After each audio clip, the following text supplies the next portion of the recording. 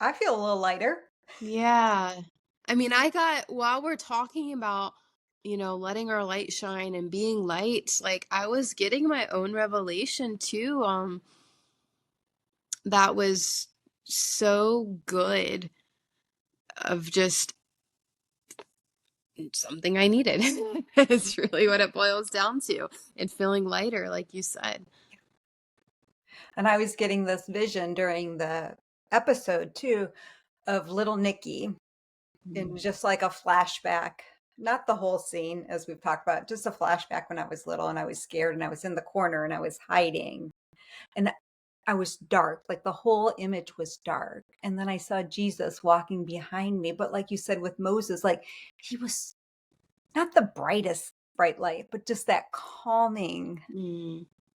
light that was enveloping me, that was giving me comfort, that was ministering to me in my time of need. And Mm. for me, I felt that many times, from when I was little to even now, that whenever I'm feeling dark or broken, it's always when using my sacred imagination and Jesus approaching, it's always that soft, peaceful, loving, empathetic light.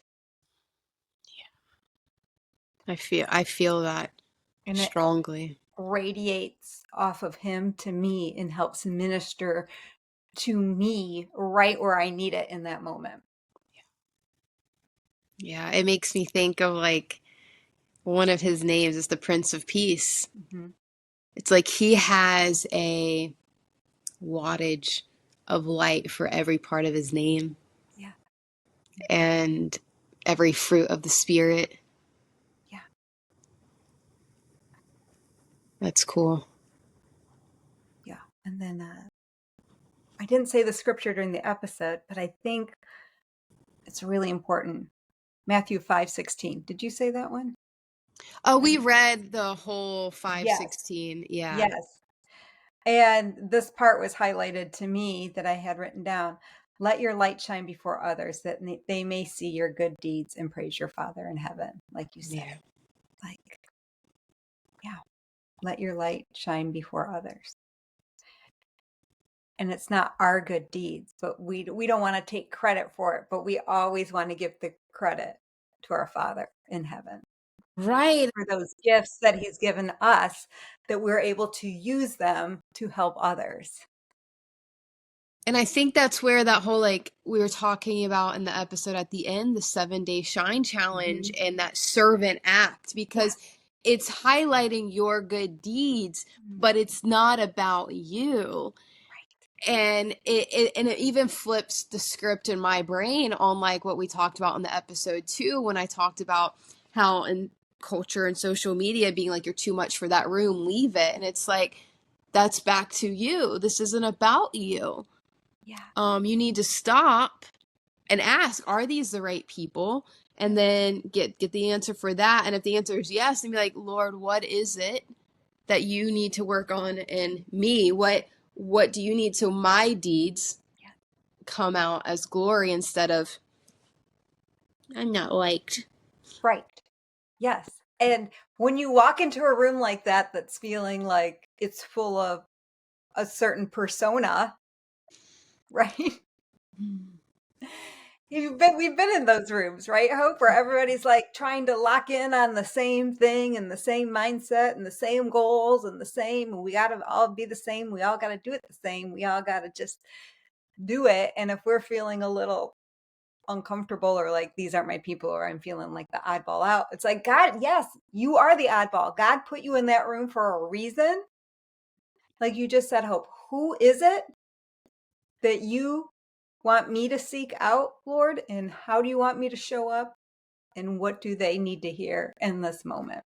Because Right. again, it's not about us and our feelings and how it's awkward and we're feeling disgruntled or angry that we had to show up for this. It's like, no, put that aside.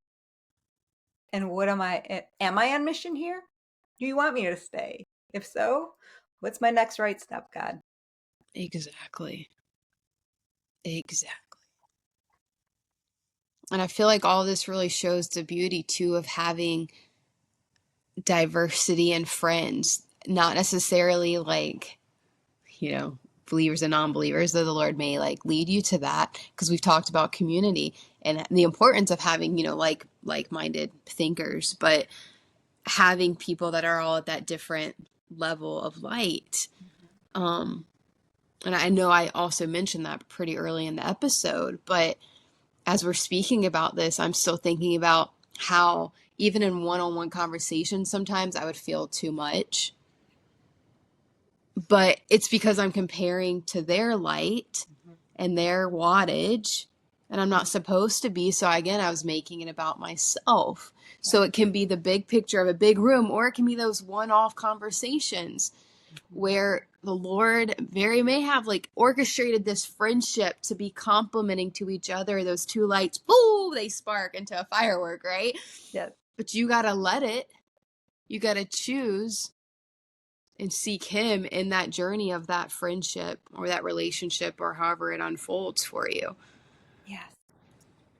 I feel that we talked about choice for Matthew 5:14 through 16, where you can be under a bowl or a basket, or you can be on a stand. I feel like there's some middle ground using that example I just gave, that when two lights come together, we also can control how big the spark is, how big the light does move forward.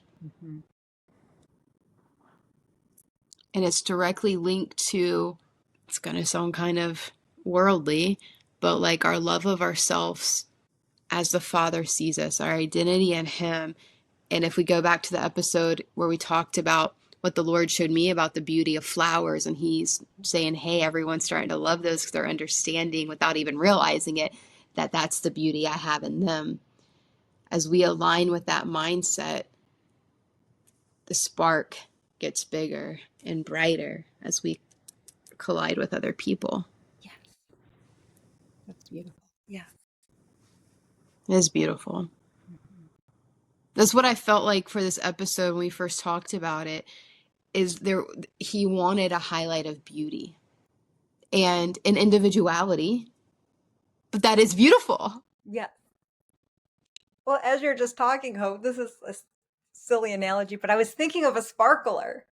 So if God is the main red hot stick, and then you get the sparkles, it's all different. Some are tiny, some are long, some are smaller, some are like, it's all different, but it's all beautiful, and it's all magnifying God and His kingdom. Yes. So good. That's cool. I love all illustrations. The more simple, the better. Yes. And some days we're brighter, and some days we're just that little speck that pops off, but we're all united. That's great. I love it. I can't wait for the 7-day Shine Challenge for people to just download it, Literally, the link will be just right there to download on your phone or wherever you're watching the podcast. And so we'll add it to this one too. Yes.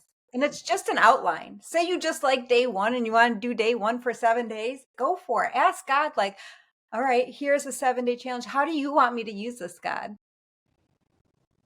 What days? Maybe you want to go through it, all 7 days. Awesome. Maybe you want to skip around. That's okay too. That nobody's going to implement the same way, and that's okay. That's why we want you to share it with us how you are using the 7-day Shine Challenge, because we want to encourage you and support you and share your light to the world around us. Perfectly said.